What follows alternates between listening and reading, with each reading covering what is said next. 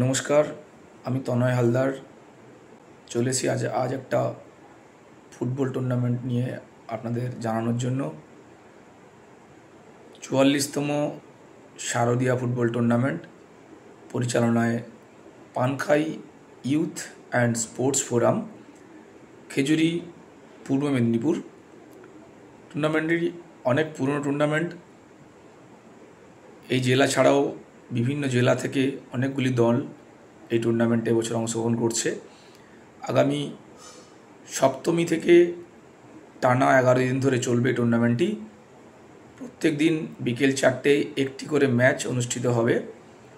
তাই সকল ফুটবল প্রেমী মানুষদের জানাই সাদর আমন্ত্রণ, আপনারা আসুন, মাঠ ভরিয়ে তুলুন, ফুটবল উপভোগ করুন এবং পানখাই ইউথ অ্যান্ড স্পোর্টস ফোরামের এই উদ্যোগকে সাফল্যমণ্ডিত করুন।